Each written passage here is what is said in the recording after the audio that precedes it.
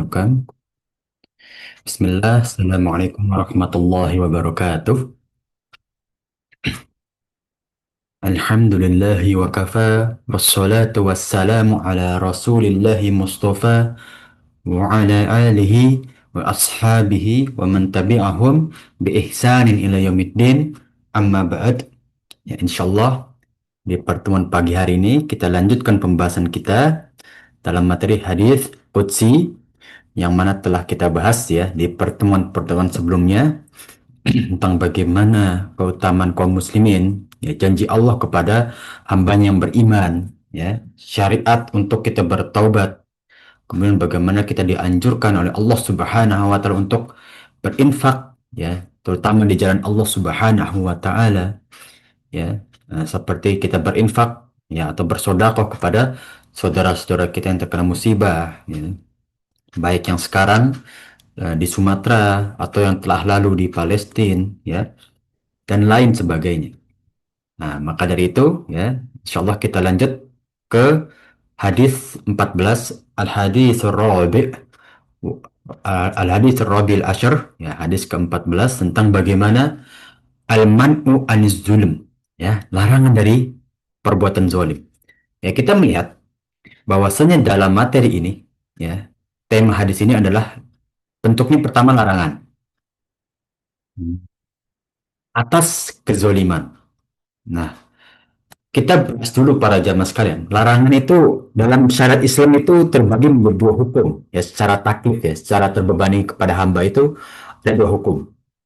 Ya, yang pertama ketika ada larangan dalam Al-Quran ataupun hadis Rasulullah Sallallahu Alaihi Wasallam, ya itu bisa menjadi hukum yang pertama makruh.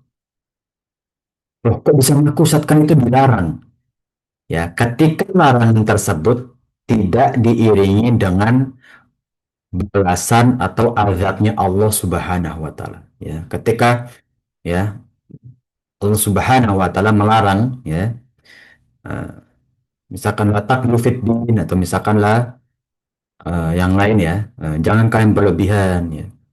Itu ada yang berlebihan itu ada bentuk makruh, ada yang haram ya. Karena ada berlebihan yang tidak disandingkan dengan azab. Ya, tapi ada juga yang berlebihan itu disandingkan dengan azab. Ya, walatus kalau lain itu bentuk dari ancaman itu. Ya, kalau kamu berlebihan dalam suatu yang Allah ancam, nah, hati-hati. Ya.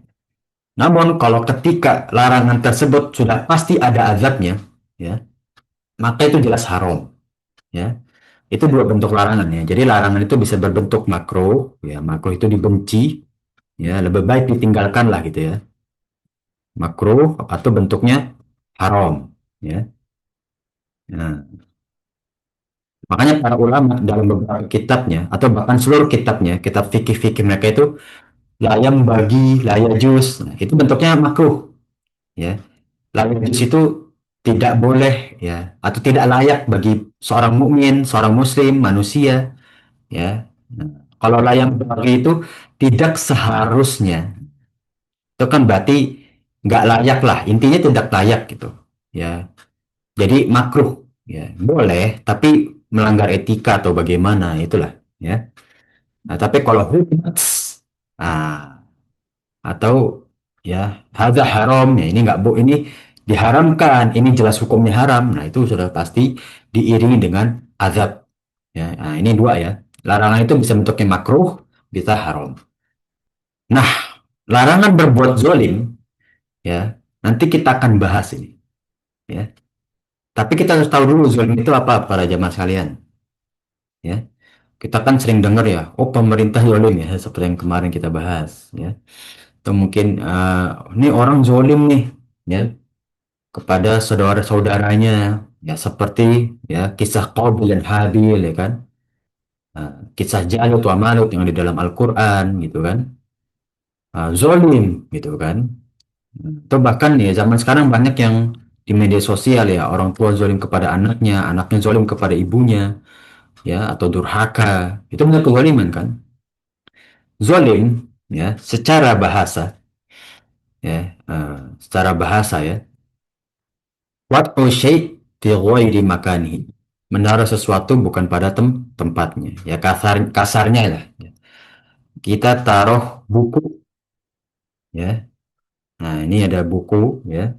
Mungkin agak blur ya karena bukan ada dua objek dia ngeblur satu. Ya, buku ini kalau saya taruh di lantai bukan tempatnya dong. Ini kan ilmu. Tempatnya itu di atas meja, di rak. Ya, ketika kita taruh di lantai secara bahasa itu kezoliman. Nah, secara syariat, ya, zolim itu apa sih? Ini secara syariat ya, bukan istilah. Bedakan istilah sama syariat. Kalau istilah itu berarti seluruh yang ada di muka bumi ini masuk. Tapi kalau secara syariat, berarti secara agama saja. Ya, secara agama. Ya, mungkin secara apa teologi, bukan teologi, teologi juga agama. Nah, secara filsafat mungkin mereka berkata beda. Secara syariat, kezaliman itu adalah ya eh, tarku makmurat ya meninggalkan ya atau durhaka kepada Allah apa yang diperintahkan wa fi'lil maksiyah dan melakukan kemaksiatan. Nah, itu zalim tuh ya, meninggalkan apa yang Allah perintahkan dan melakukan kemaksiatan. Itulah zalim. Ya, ujung-ujungnya apa ya maksiat juga kan? Kita meninggalkan sesuatu yang Allah wajibkan ya makan maksiat. Mengerjakan maksiat ya udah jelas maksiat, ya kan? Jadi zalim ini adalah cabang dari kemaksiatan, ya. Nah, maksiat gitu ya. Nah, ini zalim itu adalah cabang dari maksiat, ya. Maksiat tentu banyak, ya. Nah, iri, dengki, ya. Kemana? Syirik itu juga zalim ya. Zalim kepada Allah syirik. Kan kita beribadah kan kepada Allah. Lah kok beribadah bukan kepada Allah? Berarti kita menempatkan ibadah bukan pada tempatnya. Nah, itu bentuk kezaliman juga. Ya banyak ya. Nah, itu penjelasan tentang larangan berbuat zalim. Ya, hukumnya ya mungkin kita telah banyak ketahui ya haram. Ya. Karena zalim itu ya menimbulkan dosa juga. Ya.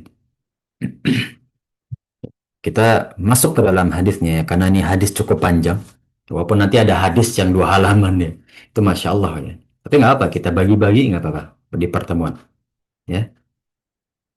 Apa kata Allah Subhanahu wa taala ya, dari sahabat Abu Dzar radhiyallahu anhu ya anan Nabi sallallahu alaihi wasallam yarwi an rabbihi azza wa jalla ya, diriwayatkan dari Allah Subhanahu wa taala ya Allah yaqul ya sehingga Allah Subhanahu wa taala berfirman ya ibadi. Nah, ini konteksnya kepada seluruh hambanya ya, bukan kepada orang mukmin saja, bukan kepada orang muslim saja, bukan kepada kaum Arab saja, jangan kita khususkan. Ini Allah memanggil seluruh hambanya ya ibadi, ya wahai hamba-hambaku ya, ini haram tu zulma ala nafsi, aku telah mengharamkan meniadakan kezoliman dari diriku sendiri. Jadi Allah nggak punya sifat zolim.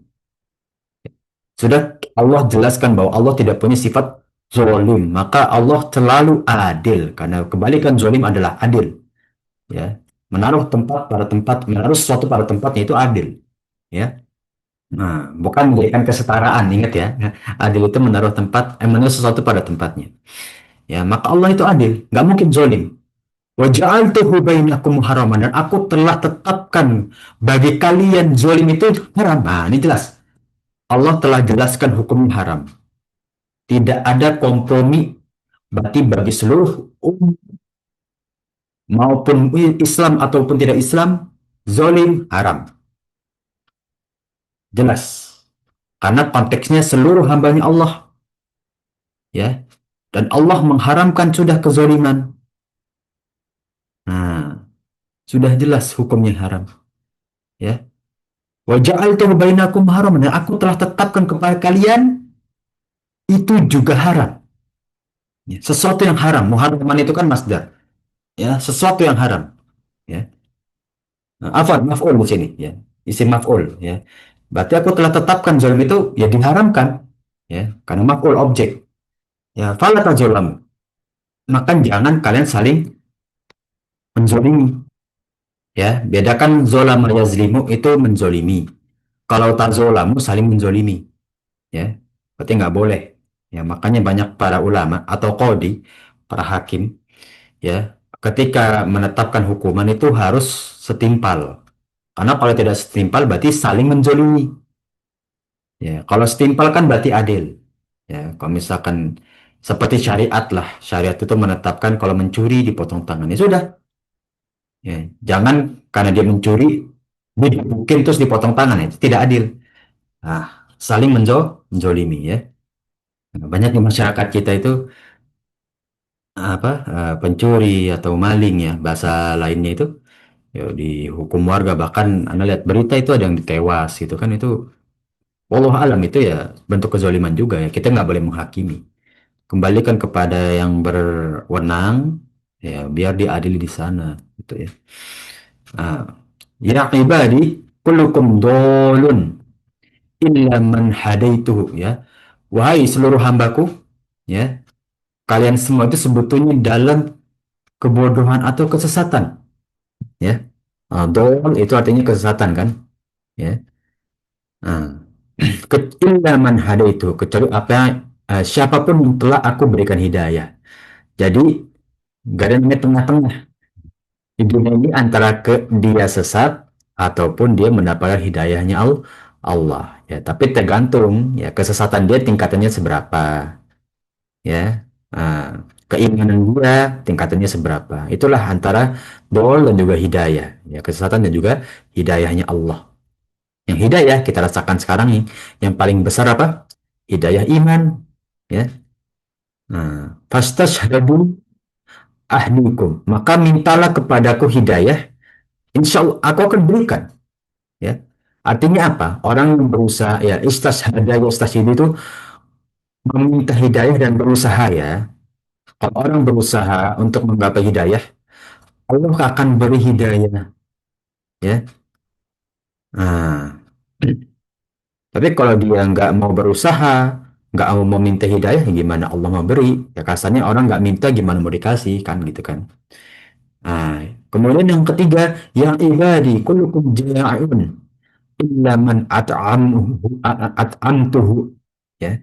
Wahai seluruh hambaku, ya sesungguhnya kalian itu semua dalam keadaan lapar ya. Tidak ada yang bisa mencukupi kehidupannya ya, dari pangan lah kasarnya gitu ya. Kecuali yang aku telah beri rezeki untuk kalian makan. Nah, jadi ini peringatan bagi orang-orang yang sombong, berhambur-hamburan, ya, hedon atau berlebihan dalam membeli sesuatu. Kalian itu, yang kalian makan, yang kalian nikmati dari makanan kalian, minuman kalian, itu atas kehendak dan izinku, kata Allah. Ya, kalau sewaktu-waktu karena kalian makan, kalian mendapat penyakit, itulah balasan kalian, ya, karena kalian tidak bisa mensyukuri nikmat dariku. Ini peringatan di sisi yang lain, ya kan? Nah, jadi kita harus ingat ketika kita makan, baca bismillah, kita syukuri ya Allah masih bisa makan. Orang lain kadang susah gitu ya. Sering sekali Anda lihat video yang di pinggir jalan atau misalkan yang kesulitan, mereka membayar setengah harga ya demi bisa makan gitu. Apa-apa Pak, saya bayar misalkan 5.000, yang aslinya 12.000, saya dapat setengah gitu. Kasihan kan? Kita syukuri gitu ya, kita masih dapat rezeki gitu. Ya. Fastat ilmu atau emkum, maka mintalah kepadaku rezeki untuk makan, ya. Maka aku akan memberikan kalian makanan, ya. Bahkan dalam memberi makan yang kita mungkin beberapa dari kita ya menganggap oh beli makan mah gampang, tinggal beli, rumah makan banyak, sekarang sudah ada online, ya. Ya, maksud di sini apa? Kita mencari makan, kita meminta kepada Allah makanan yang berkah, yang thayyib, ya Allah akan memberikan makanan yang seperti itu juga ya. Jadi jangan kita pahami secara teks ya, kalau secara teks ini kayaknya ambigu banget ya, kita minta makan kepada Allah maksudnya gimana, kita minta makan rezeki untuk kita makan ya. Nah, rezeki untuk kita makan ya, karena yang kita makan belum tentu baik untuk kita, maka kita berdoa kepada Allah, meminta kepada Allah agar yang Allah berikan rezeki untuk kita makan menjadi baik ya, menjadi kesehatan kita. Kita juga bisa menjaga hawa nafsu kita untuk makan. Ya, karena banyak orang, mohon maaf ya, saking terobsesinya atau saking senangnya makan itu nggak dikontrol. Akhirnya apa? Penyakit. Wa'udzubillah min dzalik. Maka kita mohonlah kepada Allah agar rezeki yang kita makan ini menjadi berkah dan thayyib bagi tubuh kita. Amin ya rabbal alamin. Itu yang ketiga. Yang keempat, ya, ini mungkin anak gariskan ya agar kita bagi-bagi ya. Nah, yang pertama nggak boleh zolim, ya. Yang kedua, kita meminta hidayah, petunjuk bagi Allah dalam kehidupan kita. Ya, hidayah itu jangan cuma maksudnya Islam ya, para jemaah sekalian. Kita tuh berinteraksi itu adalah petunjuk Allah loh, ya. Kita berinteraksi sama A, B, C. Kita pilih mana ya teman kita minta ya Allah, berikan aku teman yang baik karena sohibu sahib. Ya, teman itu membawa kita pada sesuatu yang lain, gitu kan? Kita minta ya Allah, berikan aku hidayah untuk berinteraksi dan lain sebagainya. Yang keempat, ya ibadi, kulukum airin, ya, ilaman kasautuhu, ya. Wahai hamba-hambaku, engkau itu seluruhnya, sesungguhnya, mohon maaf, air itu adalah tidak berpakaian atau telanjang, ya kan? Ilaman kasautuhu, kecuali apa yang aku telah beri kalian untuk pakai dari rezeki, ya. Maka ini peringatan bagi Allah, kalian itu punya harta untuk berpakaian. Tapi jangan sampai kalian sudah punya harta untuk beli pakaian yang banyak melanggar syariatku. Mohon maaf ya zaman sekarang. Ya kita di acara kayak fashion show yang tentu pakainya tidak murah ya. Tapi ingat yang kalian pakai itu rezeki dari Allah loh. Udah kalian pakai rezeki dari Allah, kalian melanggar syariat Islam lagi. Pakaian yang mohon maaf auratnya kemana-mana ya. Bagi lelaki bahkan ya sama saja. Mungkin ada saya pernah lihat, Anda pernah lihat itu pakaian lelaki tapi menggambarkan LGBT ya. Ya itu nggak senonoh lah untuk dipakai. Maka pikirkan ketika kita pakai pakaian nih, ya. Oh ini rezeki dari Allah. Maka kalau kita tahu rezeki dari Allah, dikasih ini sama Allah, kita mengikuti perintahnya Allah dong, ya kan? Oh Allah tuh nggak boleh kita berpakaian yang ada gambar makhluk hidup, nggak boleh berpakaian yang ada unsur-unsur keharamannya. Ya unsur keharaman ini luas ya para jamaah sekalian ya. Ada pakaian itu tulisan mohon maaf, tulisannya nggak senonoh, itu haram kan? Nggak boleh itu loh, ya. Nah, itu menyebarkan fitnah itu, ya. Nah, kemudian pakaian yang layak menutup aurat, ya, tidak menggambarkan keharuman ya banyak tadi seperti menggambarkan LGBT atau sebagainya. Ya, maka dalam berpakaian kita juga mengingat bahwa ini dari Allah. Fastaksuni aksuku, maka mintalah kepadaku pakaian yang berkah. Maka ada doa memakai baju baru kan, ya agar kita diberkahi baju tersebut awet, ya, mendatangkan kebaikan juga ya. Dari baju itu kita menjalani kehidupan yang baik atau mendatangi majelis-majelis ilmu ya, dengan baju itu ya kan. Nah ya mungkin ini terjadi pada diri Anda. Dulu Anda pernah beli baju, dulu mungkin waktu itu Anda nggak doa, nggak lama, nggak sampai sehari mal, ya Anda datang ke pondok, balik hilang tuh baju, udah. Nggak tahu sebabnya apa, ada orang ngambil atau mungkin disita atau bagaimana. Baju tuh hilang, udah. Di situ anak sadar, oh ini baju bukan rezeki anak. Ya, ini Allah pengen menghilangkan baju ini dari diri anak ya. Tapi jangan pikir semua seperti itu ya. Tapi ini peringatan bahwa kalau kita mau beli baju, pakai baju, ingat itu rezeki dari Allah. Berdoa agar baju itu berkah bagi diri kita. Ya, itu yang keempat. Yang kelima ya ibadi, ya. Innakum tukhti'una bil-laili wan-nahar. Nah, ini bagus nih. Ini poin kelima ini bagus. Ini memperingati kita bahwa kita itu hamba yang selalu makan khotu wa nisyan. Hamba atau zat makhluk yang selalu salah dan juga lupa. Wahai hamba-hambaku, ini apalagi yang suka lupaan nih, ya. Innakum tukhti'un bil-laili wan-nahar. Ya, sesungguhnya kita itu selalu berbuat kesalahan. Kalau ada kata innakum, itu menempatkan bahwa kita itu identitasnya kayak gini loh, ya bahwa kita tuh selalu salah, ya selalu berbuat salah, senantiasa ada kesalahan dalam diri kita, baik disadari maupun tidak disadari, ya maka di sini Allah menyinggung, ya ibadi, wahai hamba-hambaku, innakum sesungguhnya kalian itu tukhti'un, berbuat salah bil-laili wan nahar, pada malam dan siang hari, ya wa ana aghfiru dzunuba jami'a, dan aku mengampuni seluruh dosa-dosa, ya, bukan seluruh afan, ya, banyak dosa-dosa, ya. Nah, fastaghfiruni aghfir lakum, ya. Maka mintalah ampunan kepadaku, ya, aku akan mengampuni kalian. Ya, ini pernah singgung pembahasan. Jadi fikih istighfar aja ya, fikih zikir apa, ya. Pembahasan tentang zikir itu panjang loh. Namun mohon maaf ya, karena mungkin karena pendeknya keilmuan Ana belum nemu kitab tentang khusus, ya, tematik zikir. Ada ya, kita waktu itu dari orang Palestina itu, lupa nama kitabnya, nah tapi save kitabnya, tapi itu bahasa Arab, ya, bahasa Arab, ya, tentang afdhalul zikir, ya. Nah, jadi keutamaan-keutamaan berzikir, tapi itu masih abstrak ya. Kalau misalkan dikelompokin, ya, keutamaan istighfar, ada bab-babnya, itu bagus sebetulnya.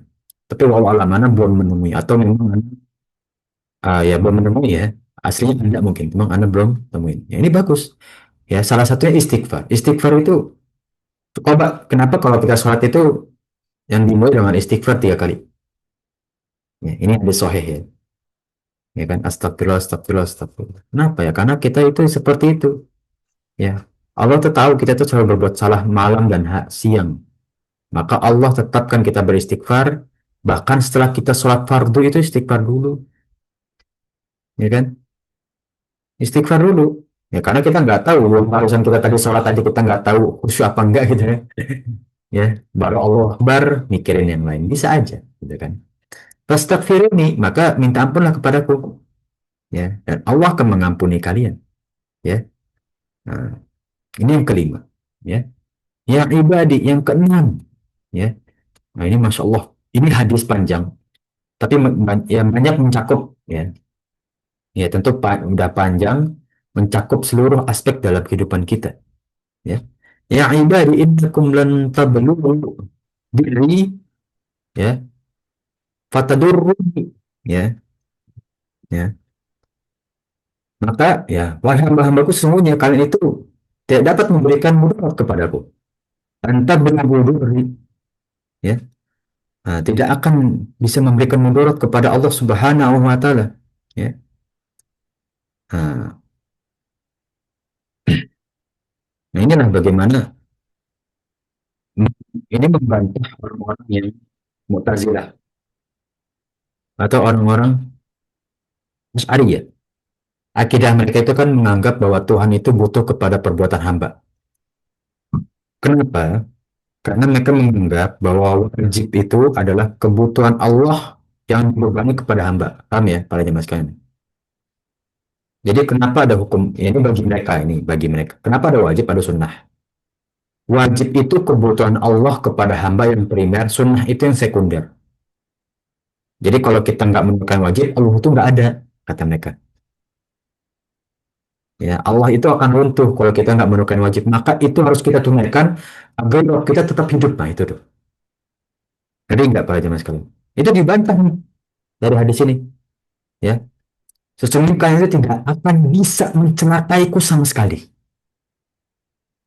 Ya, nah, walantab fatanfa'uni, dan juga kalian tidak bisa memberikan manfaat kepada Allah, kepada diriku, kata Allah, gitu kan, sama sekali, ya. Jadi nggak ada perbuatan kita satu pun di perbuatan kita yang mempengaruhi keagungan dan kekuasaan Allah. Camkan itu di poin ke-6 dalam hadis ini, bahwa sama sekali nggak ada dalam kehidupan kita sebesar apapun kebaikan kita yang mempengaruhi keagungan, kekuasaan, kepemilikan Allah. Nggak ada.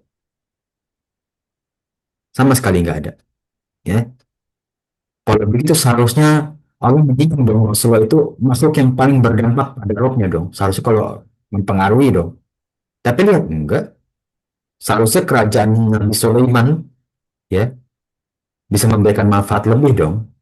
Ketika Nabi Sulaiman ingin memberikan makan pada penduduk laut, lihat kata Allah apa nggak bakal bisa, ya, nggak bakal bisa memberikan makan, ya, karena ciptaanku, ya, tidak akan bisa dibanding dengan usaha makhluk apapun, walaupun Nabi Sulaiman, Nabi Daud, Ya, bahkan telah diperingati orang-orang yang sombong itu, ya, Korun, Fir'aun, yang mereka merasa mereka tuh hebat, nggak ada keagungan lebih dari mereka.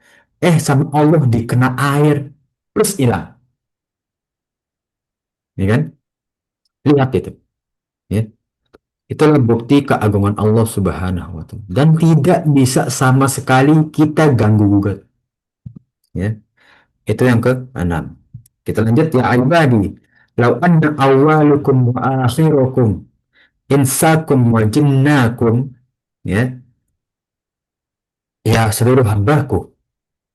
Kalau kalian semua dari awal hidup ini ada dulu, ada sampai nanti hari kiamat, semua makhluk itu dari manusia sampai jin, ya, kanu alat taqa qalbi rajulun wahidun minkum, ya, dan kalian itu semua setara satu derajat ketakwaannya dalam hati sebagai hamba yang paling bertakwa, ya. Jadi kasarnya seluruh makhluk yang pernah ada, yang pernah hidup itu, baik manusia maupun jin, bertakwa kepadaku, zada dzalika fi mulki syai'an, tidak menambahkan dari kerajaanku, kepemilikanku sama sekali. Ini bukti Allah nggak dipengaruhi oleh hambanya, ya. Seandainya kalau dipengaruhi, Allah bilang, maka ia bersyukur atas ketakwaan hambanya, tapi kan enggak, ya. Allah bilang itu nggak berpengaruh sama sama Allah sama sekali, nggak ada, ya. Nah, ya ibadi, law anna awwalukum wa akhirukum wa insakum wa jinnakum. Kemudian sebaliknya juga, ya, kata Allah, wahai seluruh hambaku, kalau kalian dari awal kehidupan ada sampai akhir kehidupan, manusia dan jin, ya, kanu ala afjari qalbi, dalam keadaan hati yang paling fajar, fajar itu fasik, rusak, keji, ya, rajulin wahid, setara semua minkum, mana zalika min mulki syai'an, tidak akan berkurang dari kerajaanku sedikit pun. Nah, ini poin ketujuh, ya. Intinya apa? Ketakwaan kita itu kebutuhan kita. Kefajiran seseorang, kefasikan seseorang itu keburukan bagi dia.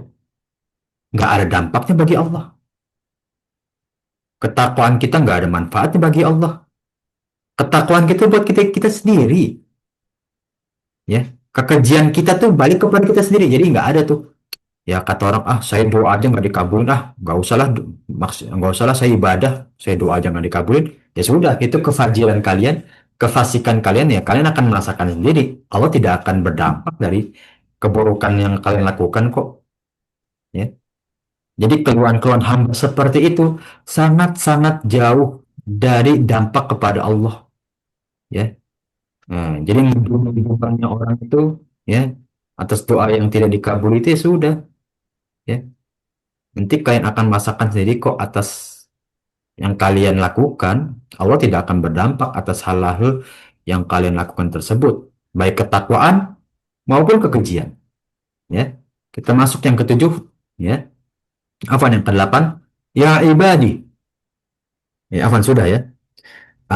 Lalu anda awalukum wa akhirukum wa insakum wa jinnakum qamu fi sa'idin wahidin, ya, wahai seluruh hambaku, kalau kalian dari awal sampai akhir dunia ini ada, dari manusia maupun jin, qamu fi sa'idin wahidin, ya, boleh pada sa'idin wahidin, ya. Sa'id ini bersama jabal, ya. Kalau jabal itu kan gunung, ya.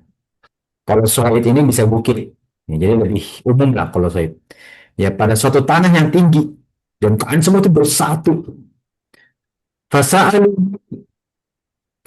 itu, ya. Dan ketika kalian itu semua meminta, kalian semua itu meminta dari yang kalian inginkan, ya, seluruh makhluk yang pernah hidup, dan aku memberikan misalnya masalah tahu seluruh manusia yang apa yang diminta, ya, mana kau kami indi, ya, nggak berkurang dariku apapun, ya, tidak ada berkurang. Jadi doa itu Allah berikan nih kita rezeki, nggak ada. Jadi Allah tuh unlimited kepemilikannya, ya.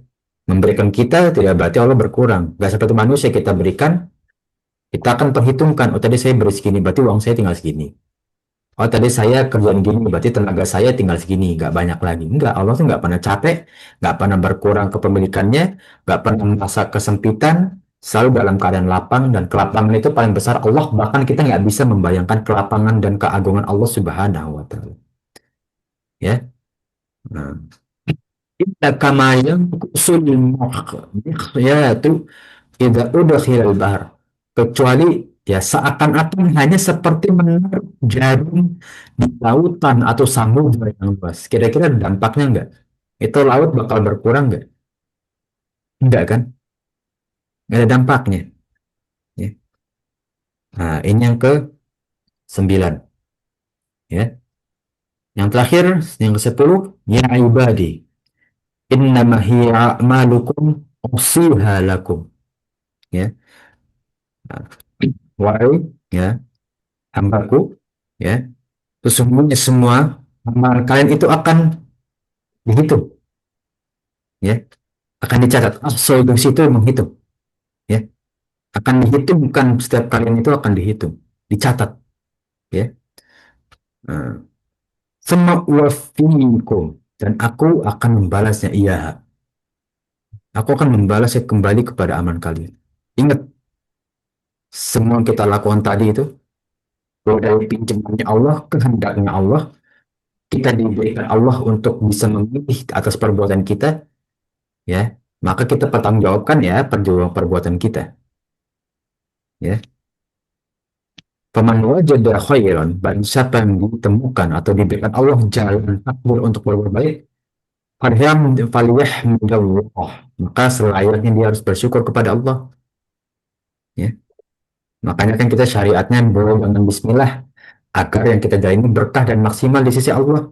Setelah kita jalani, alhamdulillah ala kulli hal, ya. Kita alhamdulillah bersyukur atas apa yang telah kita lalui, baik buruknya, ya.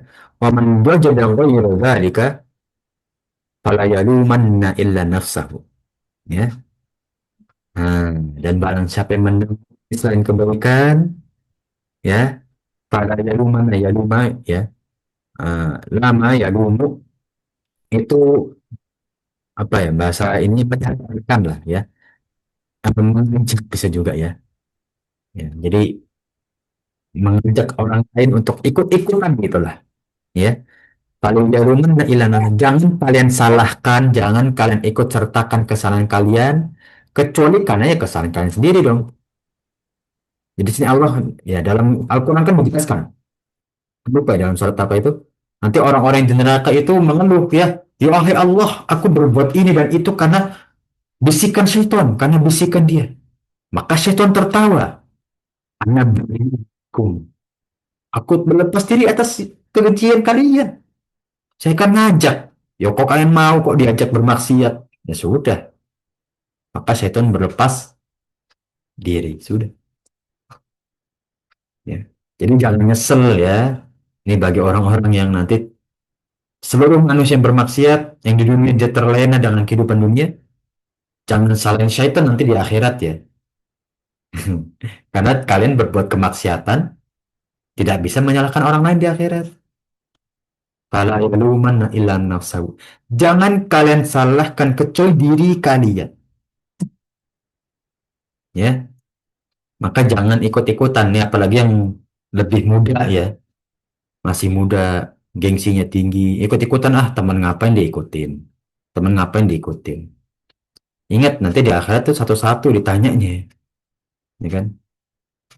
Nah, Allahu a'lam bishawab, ya. Alhamdulillah masih ada waktu, kita masuk ke dalam biografi hadis perawi dahulu, ya, atau sahabat yang meriwayatkan hadis ini dari Abu Dzar, ya, yang bernama asli Jundub bin Junadah bin Sufyan, ya. Nah, ini salah satu sahabat yang cukup terkenal juga, ya, Abu Dzar. Nah, kemudian ya, kita masuk ke dalam unsur fikih dalam hadis ini, ya. Mustahil Allah berbuat zolim, nggak ada. Allah itu nggak punya kekurangan. Karena kekurangan zolim itu bentuk dari kekurangan. Beda sama marah, ya. Marah itu hanya punya sifat Allah. Mutakabbir. Ya, afan, marah itu Allah bisa marah. Mutakabbir. Sombong, Allah boleh sombong. Ya kan kepemilikan punya Allah semua kok. Yang nggak boleh sombong itu kita. Allah boleh sombong, ya kan? Nah, kalau zolim, Allah nggak mungkin zolim. Karena sifat Allah Asmaul Husna itu definisinya apa?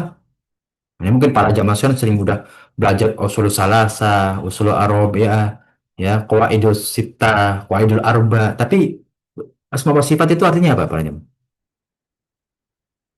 Ya, kullu asmain wa sifatin yakmulu fihillah. Seluruh nama dan juga sifat Allah dan seluruh kesempurnaan nama itu milik Allah. Kullu mahmud dari milikillah. Semua yang terpuji itu milik Allah. Jadi nama dan sifat Allah itu nggak ada pembatasan. Ya. Hmm. Walillahi asmaul husna fad'uuhu biha. Allah itu punya nama-nama yang baik dan berdoalah dengan nama-nama baik Allah. Kita mau berdoa butuh kesembuhan. Ya syafi' la syifaan illa syifa'u. Kita mau minta rezeki. Ya rozik, irziqni, irziqni, irziqni. Atau urzuqni afan, urzuqni, urzuqni, urzuqni. Inni jahilun wa faqirun farzuqni inni abduka lillahi ta'ala. Udah, berdoa kan? Jangan apa, berzikir. Ya, jadi apa? Nama Allah itu luas. Kita mau minta kebaikan adalah nama Allah. Ya, kita kita mau minta rezeki, Allah memberi rezeki. Kita mau minta kesembuhan, Allah memberi pemberi kesembuhan dan segala macam. Ya, jadi Allah mengharamkan semua nama yang buruk seperti kezaliman. Allah nggak punya sifat zalim. Karena zalim itu keburukan mutlak kepada seluruh hamba. Ya, nah kita agak persingkat karena ini penjelasan cukup panjang. Ya, nah. Faman yu'min birabbihi fala yakhafu bakhsyaw wala rohaqo. Ya, barang siapa beriman kepada Allah, maka ia tidak takut, ya. Terus dikurangi pahala dan tidak takut pula akan dizolimi dengan adanya penambahan dosa. Ya. Nah, ini dia bagaimana kita melihat, ya, bahwasanya baik dengan menambahkan keburukan atau dengan mengurangi kebaikan dari hambanya. Ini nggak mungkin, ya. Nah, jadi nggak mungkin kita tuh kalau hamba yang beriman ya, nggak mungkin Allah tuh bakal ngurangin pahala kita itu salah hak kita, nggak bakal mungkin Allah tuh menambahkan dosa-dosa kita nggak mungkin karena itu keadilan Allah, ya. Nah, nah itulah bagaimana sifat zalim kita hilangkan pada zatnya Allah Subhanahu Wa Taala. Yang kedua larangan berbuat zalim. Ya telah tadi di awal hadis dijelaskan bahwa zalim itu nggak boleh, ya. Nah,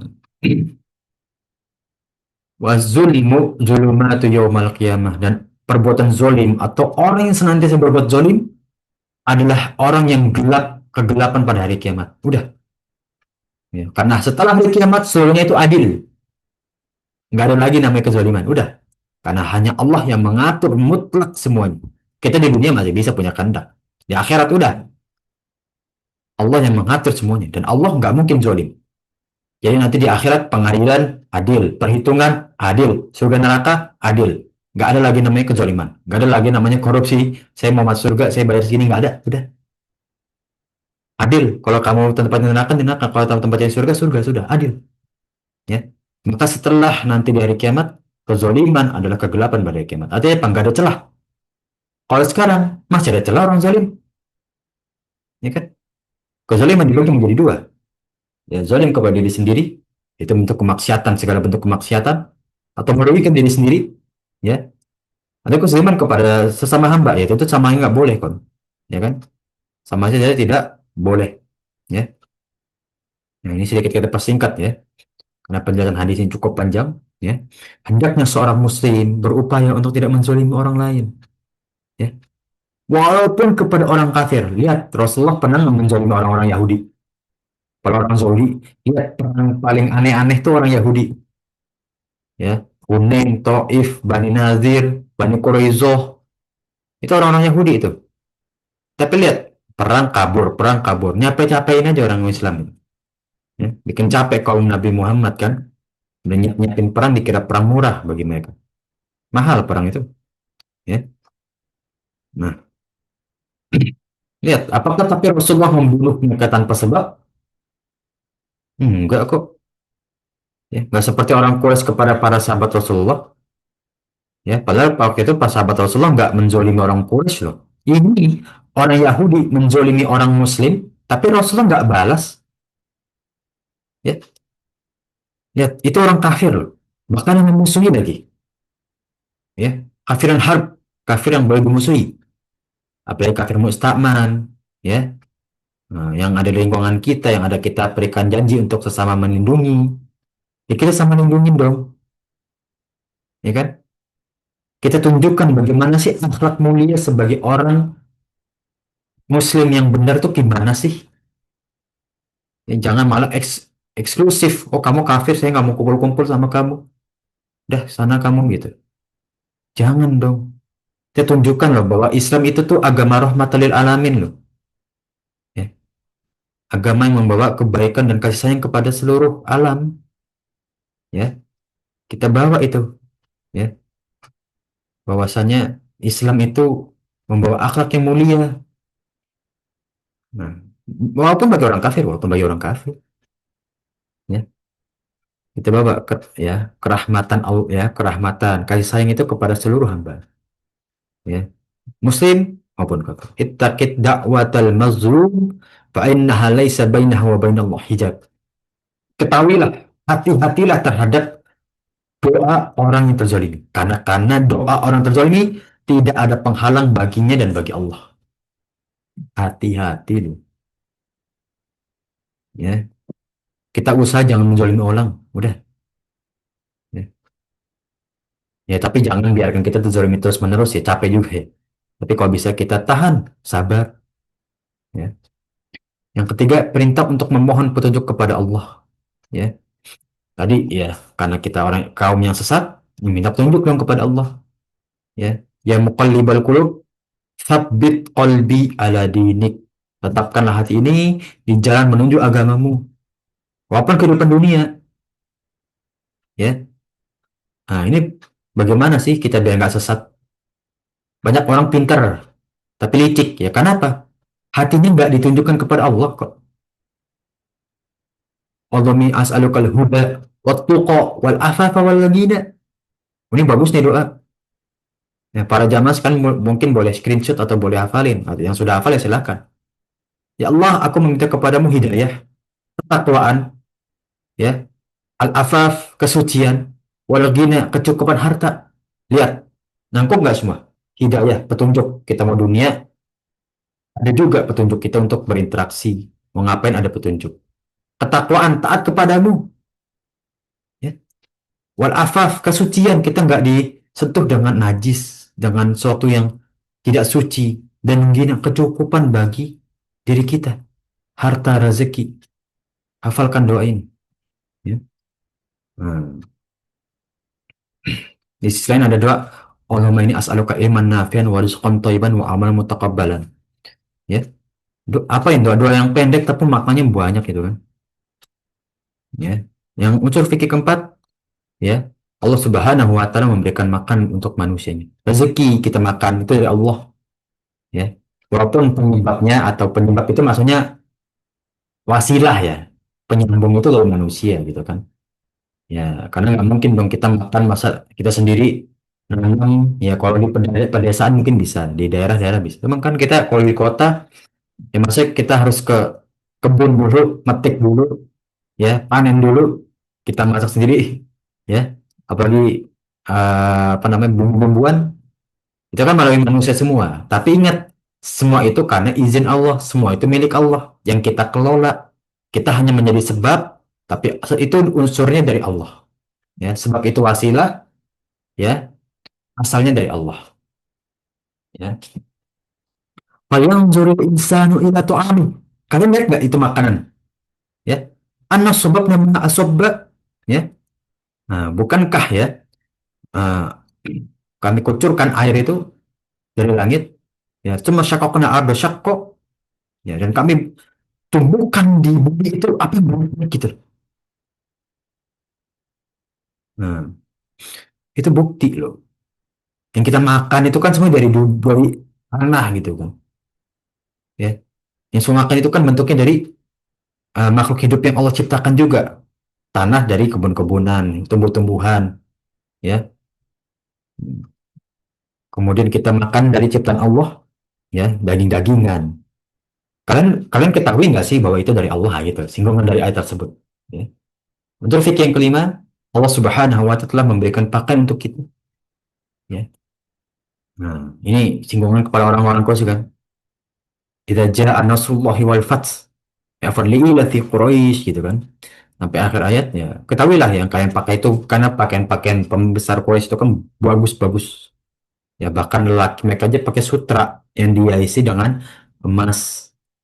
Ya, ingat nih kalian yang pakaian yang kita pakai itu ya semua itu rezeki dari Allah loh.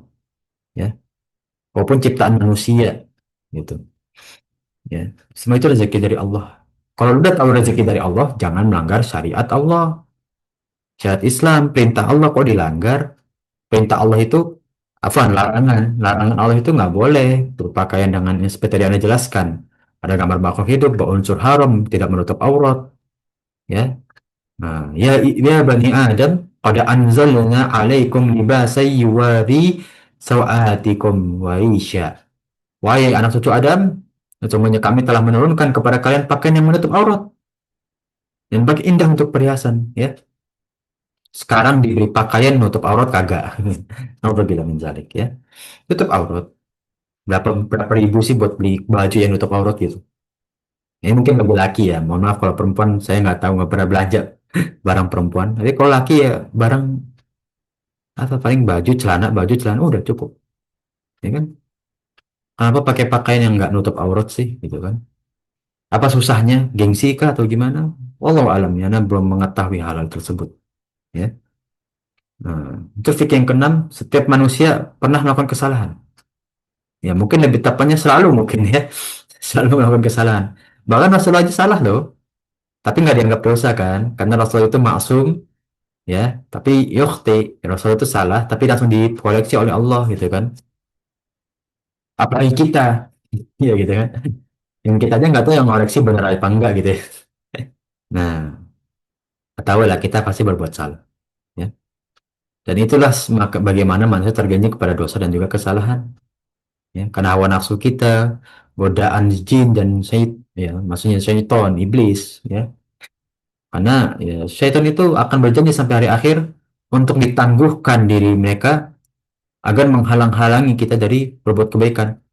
Qala fabima aqwaitani la'udanna lahum siratal mustaqim. Iblis berkata, kan engkau telah menghukumku dengan kesesatan, aku benar-benar akan menghalangi jalan mereka, yaitu manusia, menuju jalan yang lurus. Karena hanya kita, makhluk yang punya hawa nafsu itu hanya kita.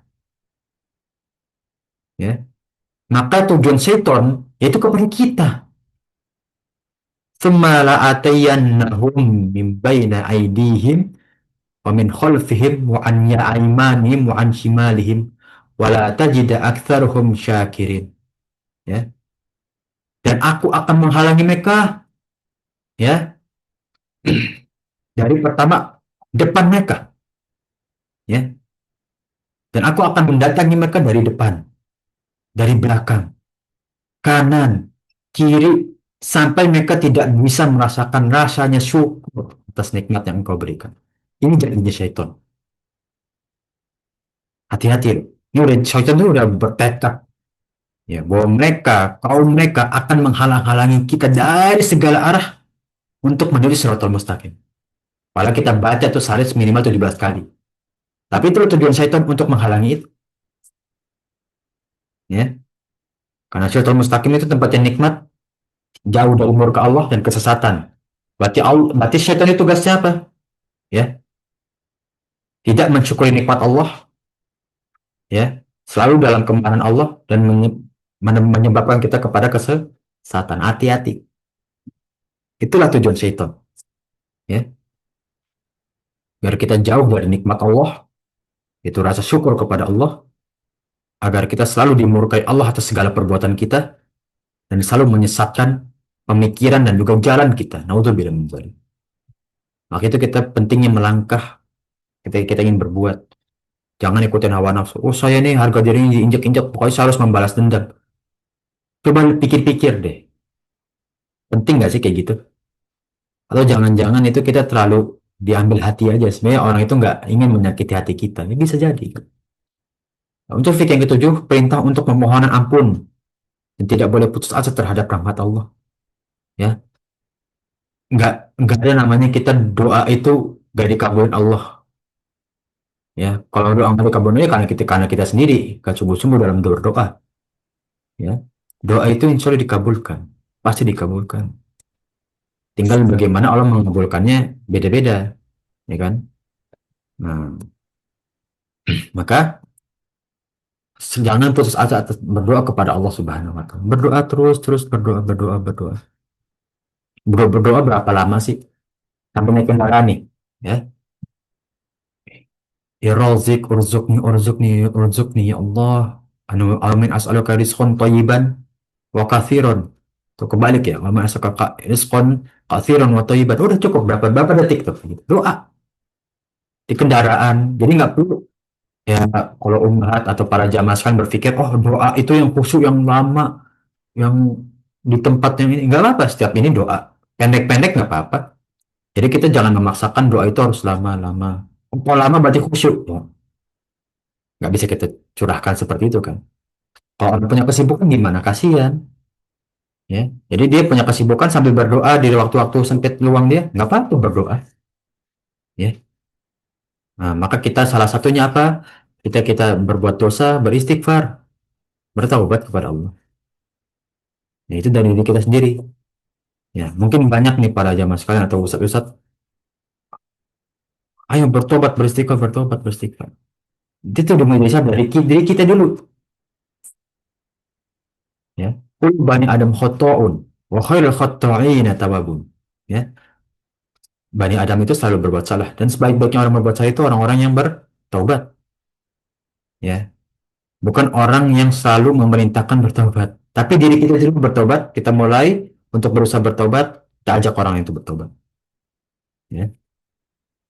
Inilah bagaimana ya perintah kita untuk jangan berputus asa atas berdoa dan meminta tobat kepada Allah Subhanahu wa taala. Untuk fikih yang ke-8, Allah Maha Kaya tidak membutuhkan makhluk yang jelas, ya. Allah nggak bakal fakir gitu ya. Allah nggak bakal kekurangan, nggak bakal merasa sempit. Karena seandainya semua penduduk bumi ini mau mendudukan Allah nggak bakal bisa, ya. Dan juga sebaliknya, mau memberikan Allah kekayaan nggak bakal nambah loh orang. Kekayaan kita dari Allah, ya kan? Ya, seperti kisahnya Nabi Sulaiman kan yang ingin memberi makan pada penduduk laut gak bakal bisa, ya kan? Karena yang bisa memakan penduduk laut hanya Allah Subhanahu Wa Taala. Ya, untuk fikih yang ke-9, ketakwaan manusia tidak menambahkan kekuasaan Allah. Sama kayak tadi, kita mau menambahkan kekuasaan Allah dengan ketakwaan kita, tujuan kita beribadah untuk menambahkan kekuasaan Allah, nggak ada, nggak ada ngaruhnya itu.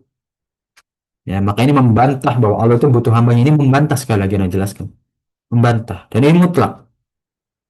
Ya, seluruh ulama ahlu sunnah, ya, A'immatul Arba sepakat bahwa dalam akidah Allah nggak butuh hambanya sama sekali. Ya. Dan juga kedua rakan manusia tidak mengurangi kekuasaan Allah. Ya, apalagi kita mau meninggalkan kewajiban. Emang Allah sedih? Ya, sedih maksudnya, emang Allah rugi? Lebih tepatnya, emang Allah rugi? Enggak. Yang rugi siapa kita? Ya, Allah tuh mewajibkan sesuatu tujuannya apa? Untuk kebaikan kita, bukan kebutuhan Allah. Karena apa? Allah sayang kita. Makanya Allah wajibin. Ya, ini wajib karena engkau butuh. Ya. Dan Allah memberikan dosa dan balasan itu karena mereka pantas mendapatkannya. Karena Allah adil. Gak mungkin orang berbuat zolim, ya, mendapatkan surga Firdaus, gitu kan. Gak adil dong Allah. Gitu ya. Nah, karena dia berbuat dosa, maksiat, zolim, pantas mendapatkan azab Allah. Pantas ditimpa musibah. Pantas tidak pernah mensyukuri nikmat Allah. Ya. Karena Allah itu adil. Ya.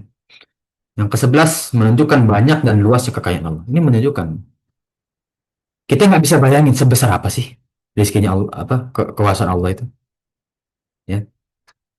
Sampai kalau kita ngumpul semua, kita minta doa, dikabulin itu nggak berkurang sama sekali kalau dikabulkan, ya. Nah, nah, karena sifat kekurangan itu hanya milik makhluk, nggak ada Allah punya kekurangan, ya. Nah, tidak ada sama sekali Allah punya kekurangan, ya. Nah, yang ke-12 unsur fikih dalam hadis ini, amalan seluruh kita akan dicatat dan dibalas. Jelas. Kullu nafsin dha'iqatul maut. Setiap diri kita akan ditangguhkan ajalnya. Ya, afwan, bukan ditangguhkan, akan ditemukan dengan ajalnya. Wa inna man tuwaffawna ujuruhum yaumal qiyamah. Sungguhnya nanti akan kalian dibalaskan, akan diberikan pahala, ya, pada hari kiamat atas perbuatan amal soleh kita. Ya, telah kita bahas di hari sebelumnya, ya. Nah, wa man hamma fa'amilaha, ya, falahu asru hasanat, ya, au, ya, sab'atu mi'ati dhifin ila at'afin kathirah, ya. Bahkan perbuatan baik kita itu dilipatkan 10 sampai 700 kali lipat, bahkan bisa lebih banyak, ya. Nah, ini bentuk bagaimana, ya, nanti akan dibalaskan salah satu buktinya. Dan ini salah satu bentuk kemurahan Allah, ya. Nah, ya, intinya kita akan dibalaskan segala bentuk perbuatan kita, ya, amal soleh maupun perbuatan buruk kita, maksiat kita. Wa izubillah min dzalik, ya, semoga kita diampuni oleh Allah segala kemaksiatan atau dosa-dosa kita. Amin ya rabbal alamin. Yang ke-13, terlaksananya aman kebaikan hanya dengan pertolongan dari Allah, ya. Kalau bukan karena Allah kita nggak bisa ngapa-ngapain, ya. Jadi ini sekali lagi mungkin jelaskan, ya. Kita punya kehendak, tapi kehendak itu dibatasi oleh takdirnya Allah. Artinya apa? Nggak mungkin Allah tidak mengetahui perbuatan hambanya. Nah, jadi yang kita lakukan itu adalah yang Allah sudah ketahui semua. Jadi nggak mungkin kita keluar dari takdir Allah. Karena Allah hanya menentukan kita tuh bisanya segini doang loh. Ya, kita hanya punya kehendak sampai sebatas cek doang mungkin. Mungkin nggak bisa. Ya. Dan banyak kan orang baru, saya mau sekolah di sini, udah berusaha maksimal, nggak bisa juga. Ya, karena Allah nggak memberikan takdir untuk sekolah di situ. Saya pengen dapat ini, ya. Sampai usaha sebegitu banyak nggak bisa dapat, ya, karena Allah nggak izinin. Allah nggak berikan takdir untuk kita mendapatkan itu. Walaupun usaha kita sudah beribu-ribu kali lipat, tidak akan mungkin. Ya, karena Allah sudah membatasi kita untuk mendapatkan hal tersebut. Kalau Allah masih memberikan hal tersebut, berarti Allah masih takdir yang kita bisa dapat. Ya, memang tadi Allah lihat barang siapa hambanya mau berusaha, maka Allah berikan. Kalau hambanya nggak mau berusaha, ya sudah. Berarti Allah tahu ini hambanya nggak berusaha, Allah nggak takdirkan itu. Ya, maka seyogyanya, selayaknya sebagai seorang hamba, jangan menyandarkan kebaikan itu mutlak karena dirinya sendiri. Tapi sandarkan pertama itu bahwasannya segala bentuk kebaikan, usaha kita itu karena izin Allah, ya. Makanya bersyukur dan selalu meminta yang terbaik dari Allah Subhanahu wa taala. Mau ngapain aja, ada kerjaan, ya Allah, permudah urusan ini, udah, permudah. Setelah dapat yang terbaik, bersyukur kepada Allah. Ya mungkin untuk dapatnya yang biasa-biasa saja, tetap bersyukur. Mungkin itu yang terbaik untuk kita. Ya, asa antakrahu syai'an wa khairul lakum, ya. Bisa jadi yang kita benci itu justru yang terbaik buat diri kita.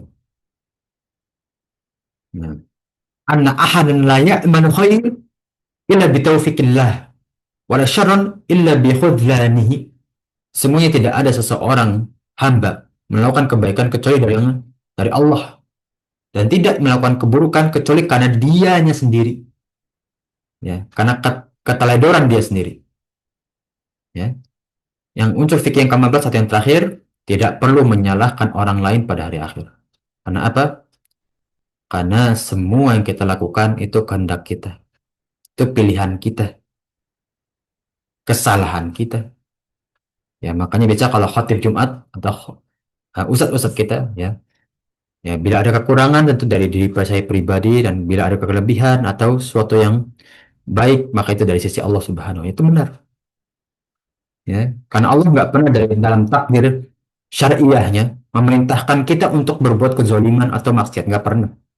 Tapi takdir kauniyahnya, ya kita memilih hal tersebut. Salah kita sendiri kenapa kita memilih.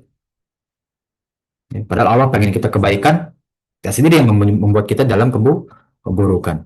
Ya, nah, maka itulah ya, kelolalah diri kita menuju perintah Allah Subhanahu wa taala. Karena itu takdir kauniyahnya Allah.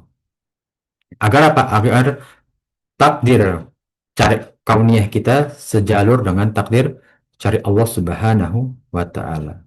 Karena setiap perbuatan kita akan dipertanggungjawabkan. Wallahu a'lam bishawab. Ya. Nah, tafadhol, ya, ini mungkin yang bisa kita bahas bersama dari materi pagi hari ini. Mungkin tafadhol dari para jamaah sekalian yang ingin bertanya, ya, atau ingin diskusi bersama, tafadhol, ya, tentang bagaimana sih, ya, Allah tuh mengharamkan kezaliman, ya, memberitahu atau meng- mengungkit keagungan Allah yang banyak manusia itu luput atau terlupa, ya. Bahkan dalam bersyukur aja seakan-akan banyakkan ngeluh ya daripada bersyukur ya. Itulah sifat manusia. Hmm. Inna bani Adam khoto wa khairul khotoin at-tawwabun. Ya. Nah, Ustadz ingin bertanya, Afwan Tafadhol, Ustadz, ya, silakan. tapi di luar tema ya Ustadz, seperti Ya, biasa. tafadhol. Masalah, Heeh. Ya, mengenai ini Ustadz, apa namanya, kalau sholat tuh, di ujung-ujung akhir, ibaratnya seperti kita begitu pas sudah mau atahiyat, terus kita batal. Apakah sholat kita itu kita ulang dari awal atau seperti apa Ustadz? ya, bismillah. Itu masih dalam sholat kan, Om? Ya, Ya, Ustadz masih dalam sholat, tapi sebentar lagi mau salam gitu loh. Udah rakaat terakhir. ya kan itu masih gerakan sholat, terhitung batal sebetulnya. Jadi Terhitung diulang dari batal. awal ya Ustadz. Iya. Walaupun ada pendapat bahwa tayat akhir itu berbeda dengan rukun yang lain, tapi kalau menurut anak ngambil syaddu zari'ah dalam ilmu usul fikih, anak mengambil pendapat bahwa itu ya rukun sholat biasa. Berarti diulang dari awal kembali, Om. Ya. Karena itu termasuk dari rukun Hmm. sholat kan, tidak terpisah dari rukun yang lain kan. Ya. Iya.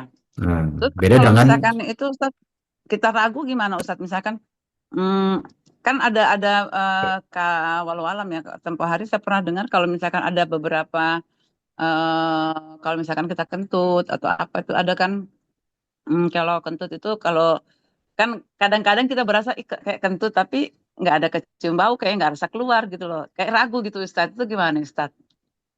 ini pernah saya jelaskan dalam pembahasan apa ya, tapi pernah jelaskan. Jadi yang dimaksud buang angin itu, ya, kan banyak waswas syaitan itu, salah satu dari waswas itu ada hadisnya. Salah satu dari waswas syaitan itu ingin membatalkan sholat hambanya, sholat manusia. Maka Syekh Shalih Fauzan menyampaikan, atau mungkin ini dari hadis juga ya, ciri-ciri orang yang buang angin itu berbunyi, berbau, ya, atau ada getaran. Kalau nggak ada itu, tiga itu nggak ada. Dan kita tadi ragu tadi buang angin apa enggak ya? Enggak, udah enggak. Itu hanya waswas syaitan, Om. Ya, sama kayak waswas syaitan kepada kekhusyuan sholat. Ya. Oh tadi saya Allahu Akbarnya udah tepat belum ya? Itu waswas syaitan. Waswas syaitan. Ya. Hadisnya sahih riwayat Imam Muslim. Ya, lupa nomor 1715 apa apa gitu. Ya, itu sahih. Jadi syaitan itu mengawasi dari setiap ibadah kita, apalagi yang paling utama sholat. Paling banyak waswas syaitan. Dan paling banyak hadis waswas syaitan itu kepada pertama perbuatan maksiat, kedua keyakinan tentang hari akhir, ketiga tentang sholat. Tuh perbuatan syaitan paling banyak waswasnya. Sholat tuh yang ketiga itu.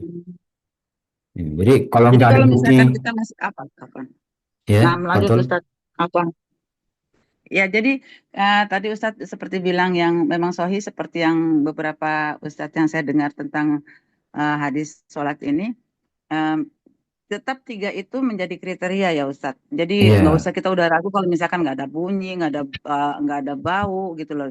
Kita hanya iya, was-was, aduh kayaknya ininya apa buang anginnya kadang-kadang nggak jadi keluar deh kayak gitu kan. Ya, Apa ya enggak, Ustaz? Nah itu eh, tetap kita lanjutkan sholatnya lanjut. Ustaz. Masuk syaiton itu, masuk Hmm. syaiton. Ya. Oh, nah Ustaz, syukuran Ustaz. Afwan, oh ya, Kim. Ya. Jadi banyak sekali orang kayak nggak kurang khusyuk nih kayaknya ini diulang dong ini. Itu was-was itu. Dan itu banyak banget orang kayak di sholat itu tuh kayak takbir ngulang, Al-Fatihah ngulang, bacaan tahiyat ngulang.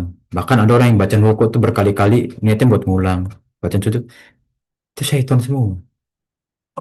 Syaitan semua itu. Nggak usah diulang. Bahkan kalau kita salah makhraj ketika baca Al-Fatihah, jangan diulang. Lanjutin, lanjutin. Jangan biasakan kita ngulang-ngulang suatu ibadah rukun ya. Ini rukun loh ya. Jangan diulang. Ya. Sudah cukup. Ya. Allah alam. Nah, Bisa. apa Ustadz satulah ini terkait tadi Ustadz bilang kalau kita misalkan membaca surat terus misalkan nih Al-Fatihah, Bismillahirrahmanirrahim, kayaknya kurang ini. Nah, kalau dalam sholat sunnah Ustadz, kadang-kadang kan saya suka pakai mushaf tuh Ustadz, mushaf yang Ya. besar untuk membaca. Hmm. Ah, nah itu kalau misalkan kadang-kadang ini saya bilangnya tak, tapi mestinya sa gitu. Saya ulang lagi, boleh nggak sih Ustadz? Ya Allah ya Rob. Kalau nggak fatal, kok bisa jangan dibiasain. Karena mending Hmm. salah, tapi kita merasa nyaman lanjut, ya. Daripada kita nanti, oh ini kayaknya kurang khusyuk. Tapi kita pengen ngulang mulu. Nanti itu keterusan tuh kayak gitu tuh. Keterusan itu. Hmm. Oh, Hmm. anak kan udah belajar ya. Tadi bismillahnya kurang hamas tuh sinnya. Haknya juga kurang hamas. Ya, haknya kurang dalam makhrajnya. Aduh, sholatannya tadi khusyuk nggak ya? Jangan dipikirin, biarin. Ya, walaupun di awal-awal tuh Oh, pasti nggak nyaman, tapi biarin, terus-terusin aja gitu. Terus-terusin. Kalau memperbaiki bacaan di luar sholat, dibiasain, ya. Nah, dibiasain, ya. Mungkin bisa sambil mengajari anak, ayo coba aja. Sambil kita merujaah, bacaan kita udah tepat belum? Bisa juga. Jadi kalau udah sholat, karena ada waswas syaiton, biarin kayak gitu. Biarin, loh. Nggak usah didengerin. Karena pendapat Imam Ahmad, ya, rahimahullah ta'ala, baca Al-Fatihah tidak fasih aja itu sah sholatnya. Kalau hmm. sudah sah sholat, ya sudah. Sekarang kan banyak orang itu karena, oh saya pengen memaksimalkan Al-Fatihah, tapi dia mengikuti waswas syaiton. Mending yang mana? Mending dia sah, dia menjadi waswas syaiton kan, Nah, Hmm. itu Itu jadi termasuk dosa atau gimana Ustadz? Kalau kita misalnya keseringan kita ngulang, keseringan kita ngulang itu gimana Ustadz? Termasuk dalam tidak dosa nggak? tidak dosa. Itu hukum wad'i. Hukum wad'i itu yang bilang ini sah, ini kurang baik, ini tidak dianjurkan. Itu hukum wad'i. Kalau taklif itu baru sah, sarom itu. Enggak, itu bukan hukum seperti itu, tapi dia wad'i. Wad'i itu tuh hukum yang ini sah nggak sih? Ini misalkan ini baik nggak sih? Ini lebih dianjurkan nggak sih? Itu wad'i.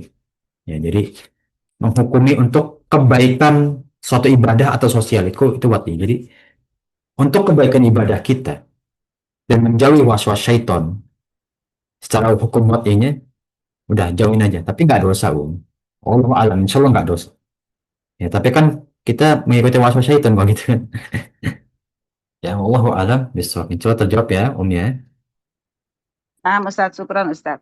Ya, afwan wa yaki, ya. Tafadhol mungkin dari para jamaah yang lain ingin bertanya, semua ada yang diskusikan bersama, ada yang disampaikan, tafadhol. Atau sudah cukup ya, insya Allah ya.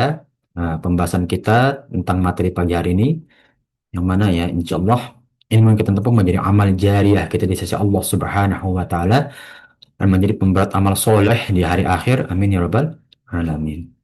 Ya. Insya Allah kita bisa bertemu dengan umatnya Rasulullah Sallallahu Alaihi Wasallam dengan kalian dosa-dosa kita telah diampuni, amal soleh kita dilipat gandakan, dan menuju pintu surga yang kita inginkan. Ya. Amin ya Rabbal Alamin. Ya. Barakallahu Amin fikum ya Rabbal ya. Alamin. Walhamdulillahirabbil alamin ya. Ana minta maaf dari kekurangan atau kekeliruan dari yang kita bahas bersama atau ucapan yang kurang berkenan ya. Sekali lagi ana minta maaf sebesar-besarnya. Nakhtatim bi du'ai kafat majlis, saya tutup dengan doa kafatul majlis. Subhanakallahumma wa bihamdika asyhadu an la ilaha illa anta Astaghfiruka wa atubu ilaik.